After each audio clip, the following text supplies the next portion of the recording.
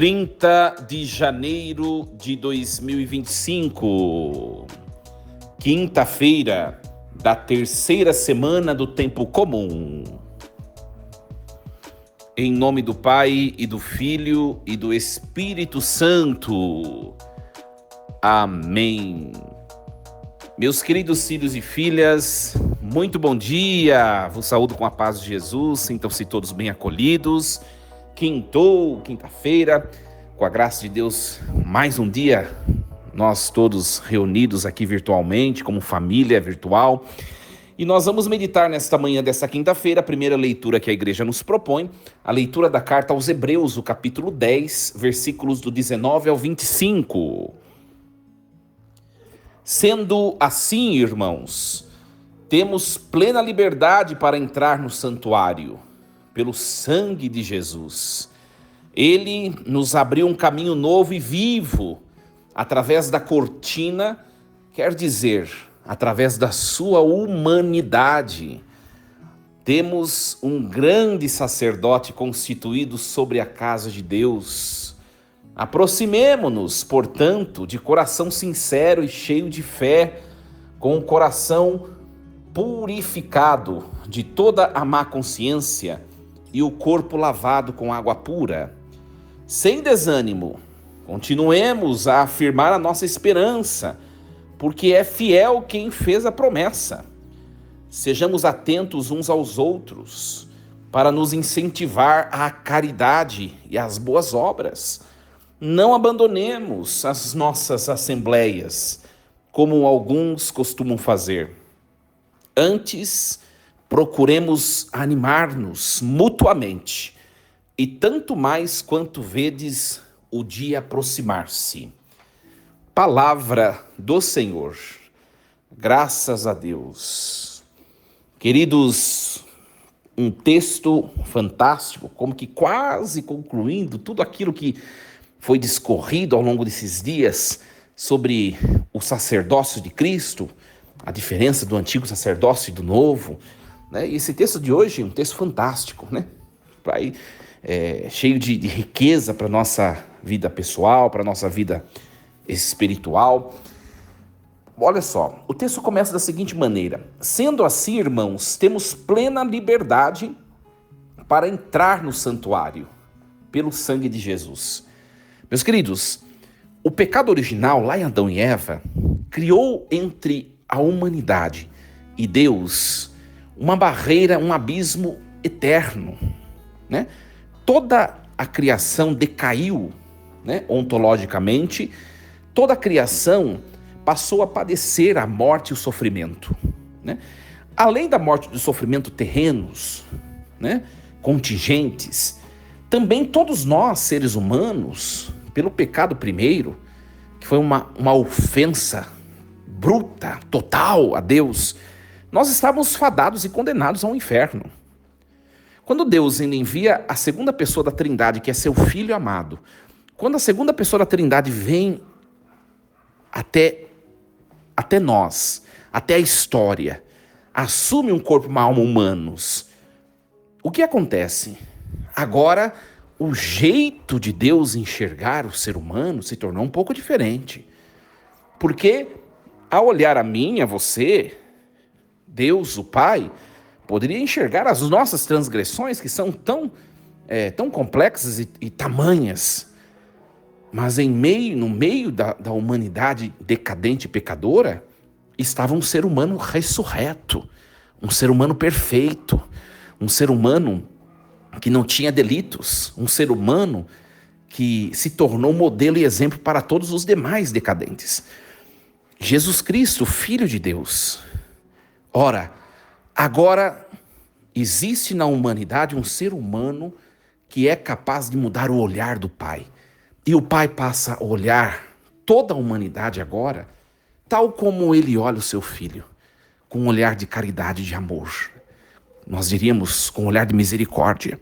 Por isso, quando nós falamos da humanidade do Filho de Deus, nós falamos do jeito que Deus encontrou para poder salvar-nos. Olha só, aquela distância, aquele abismo que havia entre o ser humano e Deus pelo pecado, ele acaba por deixar de existir, porque agora existe um ser humano que é ponte entre a nossa fragilidade e Deus, que é a perfeição da humanidade do Filho de Deus, Jesus Cristo, o mediador supremo entre nós e o Pai. Olha só, pelo sangue do sacrifício de Cristo, nós temos agora acesso ao céu de novo, o que tínhamos perdido pelo pecado original. Por isso que, quando nós celebramos a Santíssima Eucaristia, meus queridos, a missa, por isso que o próprio nome Eucaristia, né, do grego Eucharistia, né, o próprio nome significa Eucaristia, significa ação de graças. Por isso que o culto que a igreja presta ao Pai é um culto de gratidão, de ação de graças. Por quê? Porque o sangue de Cristo é derramado não de maneira cruenta, mas de maneira atualizada pelo rito litúrgico. Nós não celebramos ali uma encenação. Nós trazemos aquele mesmo ato salvífico lá da crucifixão e da ressurreição, nós trazemos num único gesto litúrgico sobre aquele altar. Nós vivemos de novo, mas agora de maneira sacramental, pelos sinais dos sacramentos. Olha só, que lindo isso, né? Por isso que missa é ação de graças. Hoje em dia a gente vê, claro, a igreja ao longo dos séculos, né, ela vai experimentando Deus de formas diferentes. Se a gente pega o rito da missa hoje, né, nós seguimos a reforma de Paulo VI, não foi esse jeito, né, de maneira pontual, integral que os apóstolos celebravam. Né? Claro que os sinais principais vêm dos apóstolos. Só que outro dia me perguntaram, padre, o rito da missa, os apóstolos celebraram exatamente como nós celebramos o rito da missa? Canto de entrada, ato penitencial, o hino do glória e tal, e tal. Isso seria uma desonestidade histórica dizer que eles celebraram desse jeito. Eles celebraram a Santa Ceia. Eles celebraram a ação de graças. Como era feito? Nós temos traços em alguns documentos, né, dos santos padres, como era feito, como eram celebradas as liturgias, né? Se não me engano, minha gente, tem um texto que chama Tradição Apostólica. Acho que é do Santo Padre Hipólito de Roma, não tenho certeza, a gente acaba confundindo. Pega um outro texto conhecidíssimo que vai falar de liturgia também, das liturgias dos primeiros séculos, né, das primeiras décadas, o texto de Didaquê, né? Inclusive vocês leigos têm acesso na internet, leiam esses textos que fala das origens da Igreja Católica, né? Século I, II. Didaquê está acessível para todo mundo, né? Então, minha gente, nós vemos que muita gente está tentando voltar a coisas, as coisas passadas, só que hoje nós temos uma compreensão muito mais leve, muito mais vamos dizer assim, muito mais satisfatória para os dias de hoje.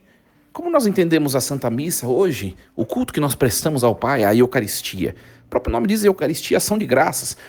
É um culto de ação de graças. Por quê? Porque por aquilo que se realiza. Nós celebramos o mistério pascal. Deus ali em cima daquele altar, Deus novamente renova aquela aliança que faz conosco, que fez lá desde a última ceia e também na cruz. Deus renova o mistério da paixão, morte e ressurreição, motivo de gratidão. Hoje, o culto que nós prestamos é um culto de alegria, né? A gente vê pessoas que querem voltar ao modo antigo de celebrar, sabe? A missa, tem gente que fala de maneira... claro, falta de compreensão do que né? Tem que ler os documentos pós-conciliares, né? A igreja que faz a Eucaristia que faz a igreja, São João Paulo II, né? Os documentos do magistério de São João Paulo II, também do Papa Bento XVI, as pessoas têm que ler, sabe? Tem outra gente que fala hoje, nós celebramos no altar o Calvário. Não é isso que nós celebramos. O Calvário aconteceu há mais de 2000 anos, lá para trás, de uma vez por todas. Jesus morreu uma única vez de forma cruenta. Tem gente que concebe o rito da missa como que se Jesus Cristo estivesse sofrendo de novo.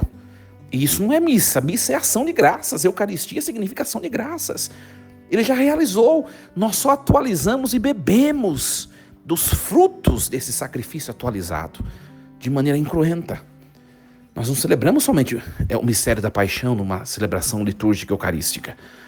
Nós celebramos o mistério da paixão, morte e ressurreição. Todas as orações eucarísticas, de maneira unânime, né? Logo após a consagração, se é rezado na oração eucarística, quem estuda a liturgia sabe que se é rezado a chamada anamnese, que é a expressão do que nós celebramos: paixão, morte e ressurreição. O pacote salvífico de maneira ritual. Não tem que ter tristeza no coração. Não tem que ter tristeza no coração. Alegria. Ele derramou sangue por nós. Alegria. Alegria. Por isso que o autor da carta aos Hebreus, nesse versículo 20 desse capítulo 10, ele vai dizer: ele nos abriu um caminho novo e vivo. Através da cortina, quer dizer, através da sua humanidade. Minha gente, a Santíssima Eucaristia, que de pão passa a ser Santíssimo Corpo, de vinho passa a ser o Santíssimo e Precioso Sangue de Jesus, ali não é alguém morto, é alguém ressuscitado, é um ser humano ressuscitado, que é Deus, que está à direita do Pai e que se presentifica por meio do sacramento. A Santíssima Hóstia consagrada que nós recebemos é um Deus vivo, não um Deus morto. Consegue compreender? Ele disse isso, o autor da carta aos Hebreus. Ele nos abriu um caminho novo e vivo. Né? Quando nós rezamos a oração eucarística terceira, né, após a consagração, né, é exatamente isso que o padre ele fala quando a gente reza a oração eucarística terceira. Vocês vão se lembrar, olha, eu vou declamar. Olha só o que diz o texto da oração eucarística terceira, na anamnese. Celebrando agora, ó Pai, o memorial da paixão redentora do vosso Filho, da sua gloriosa ressurreição e ascensão ao céu, enquanto nós esperamos a sua nova vinda, claro que ele vai voltar, né? Enquanto nós esperamos a sua nova vinda, nós vos oferecemos em ação de graças este sacrifício vivo e santo. Olha só que lindo isso. Nós não celebramos a morte, minha gente. Nós celebramos a vida. A vida. De tal modo que o único dia em que nós celebramos o mistério da morte de Cristo é o único dia que não pode se rezar missa. Por quê? Porque missa é vida. E tem gente querendo celebrar missa como morte hoje em dia. Isso é triste, nós vemos. E olha, minha gente, tem padres novos que concebem a missa como um mistério de morte, um mistério de calvário. Tem leigos, né? Tem leigos que são novos, que concebem a missa dessa maneira. Então eu vou à missa, eu tenho que ficar com cara de velório. Eu vou à missa, eu tenho que ficar estático. Eu vou à missa, eu tenho que respirar tristeza. O único dia que nós temos que proceder dessa maneira é uma vez por ano, quando não tem missa. Vocês sabem quando o único dia que não tem missa? No ano? Porque todos os outros dias, nunca a igreja deixou de rezar missa. É na Sexta-feira Santa. É o único dia. E ainda, olha, presta atenção, não tem missa. Por quê? Porque nós não celebramos o mistério da Páscoa, que não é só mistério do Calvário, é mistério da paixão, da morte, sim, mas também da ressurreição. Por isso que não tem missa. Porque naquele dia nós só celebramos o mistério da paixão.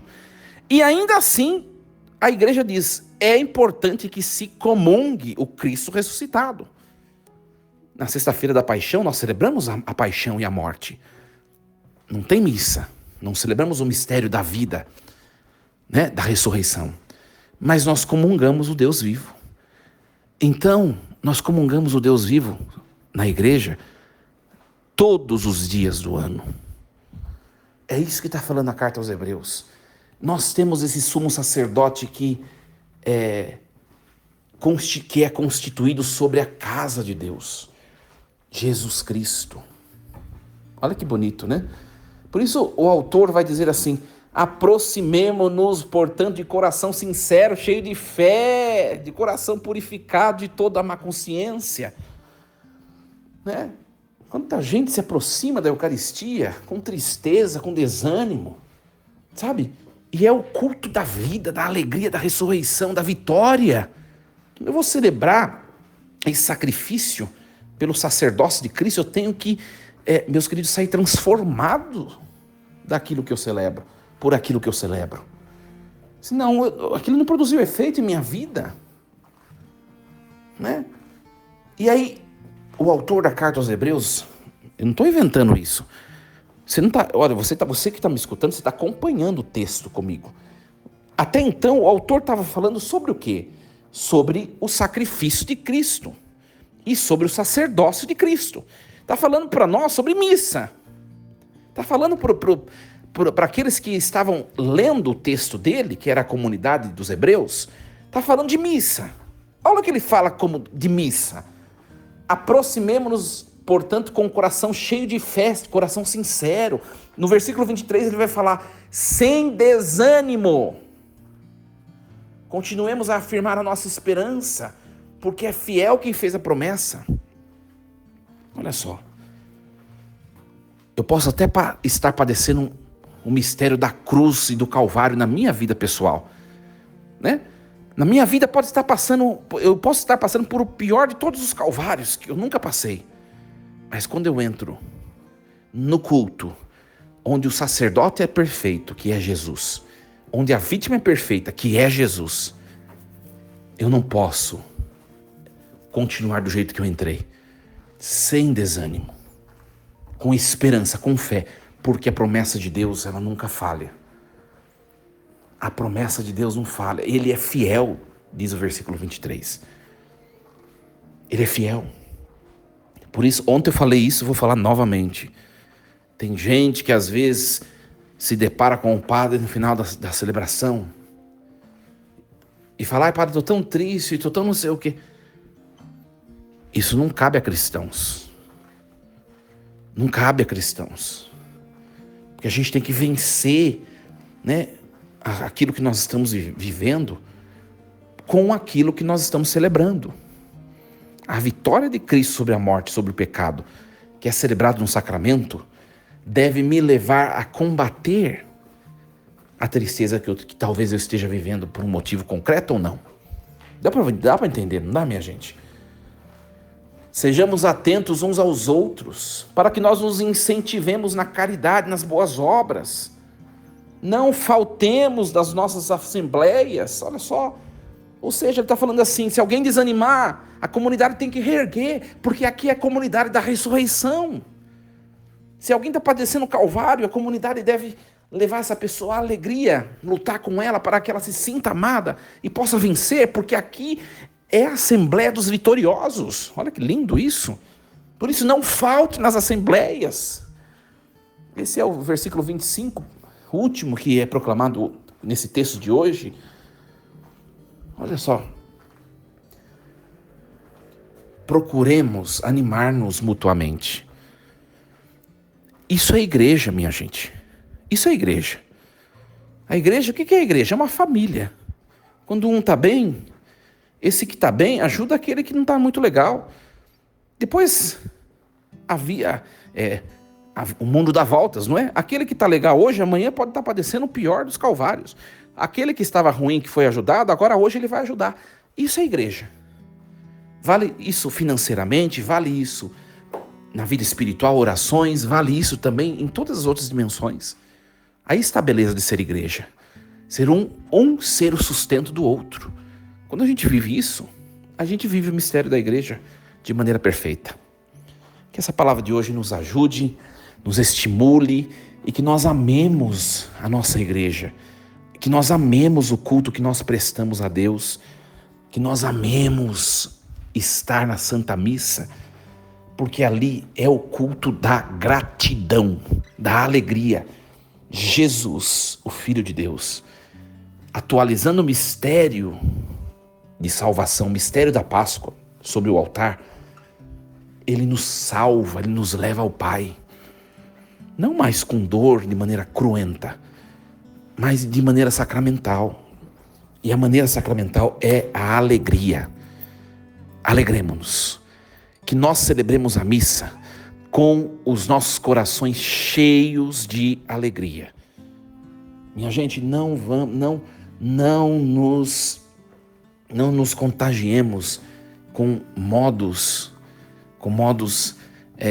pequenos de conceber o sacramento. Não nos contagiemos, não nos convençamos de que nós celebramos a morte, nós celebramos o Cristo vivo, vitorioso, vencedor. Nós precisamos ter clareza disso, né? Eu vou entrar num tema aqui e com esse tema eu encerro a reflexão de hoje, né? Várias pessoas mesmo, minha gente, me perguntam: padre, na missa eu preciso ficar falando baixo, assim, respondendo baixo, eu preciso celebrar de maneira tímida. Padre, na missa é proibido bater palmas, é proibido fazer outros gestos. Padre, na missa é proibido eu ser bastante expressivo nos diálogos entre o sacerdote e a assembleia. Já me perguntaram muitas vezes isso, né? A questão de bater palma na missa, minha gente, olha, vou ser bem sincero a vocês. Palmas ou gestos de erguer mãos, essas coisas, sabe, que é próprio de quem é carismático. Eu sou bastante carismático. Isso daí não são gestualidades previstas pela instrução geral do missal romano. Não são gestualidades previstas e celebradas pela igreja em todo o mundo. Não é. A gente tem que ser honesto. Se você for uma missa lá na Santa Sé, se você for numa missa do Santo Padre o Papa no Vaticano, você vai participar de uma missa, provavelmente com cantos gregorianos, provavelmente vai ter alguns cantos em latim, né? Você vai participar de uma missa que nunca vai ter palmas e gestualidade de expressão carismática, nunca vai ter. Por quê? Porque isso tudo não é gestualidade da igreja no âmbito universal. Acontece que depois do concílio, né, foi se refletindo um pouquinho na questão da enculturação, do jeito de celebrar de cada povo. A gente tem que ser honesto intelectualmente dizendo. E a igreja tem documentos, né, o documento, se não me engano, documento número 5, para correta aplicação das reformas conciliares. Tem um documento, esse documento que se chama enculturação, ele fala: se ajudar o povo a entrar no mistério, por que não permitir em cada localidade que se celebre com alguns gestos característicos daquele lugar, desde que não fira o mistério, desde que não fira, né, a centralidade do mistério. E aí entra palmas, gestos e outras as coisas. Ou seja, é um gesto oficial, palmas? Não. Mas se celebrado com delicadeza, se celebrado com piedade, com devoção, isso é ilícito, não pode se fazer. Estou sendo bem honesto intelectualmente com todos vocês, sabe? Até mesmo porque não sou tradicionalista e também não sou progressista. A gente tem que, na vida da gente, eu tenho percebido que o melhor é nós sermos equilibrados, sermos honestos conosco mesmos e fiéis à verdade. Eu sempre prego isso, vocês sabem. Então, celebre a Eucaristia com todo o seu coração, com toda a dignidade que merece o sagrado. E o importante é que esse mistério celebrado por nós produza fruto na nossa vida, na nossa história. Pensemos um pouquinho nisso. Deus nos ajude. Força e coragem, em nome do Pai, do Filho e do Espírito Santo. Amém. E lembremos-nos sempre, Deus está no comando de tudo.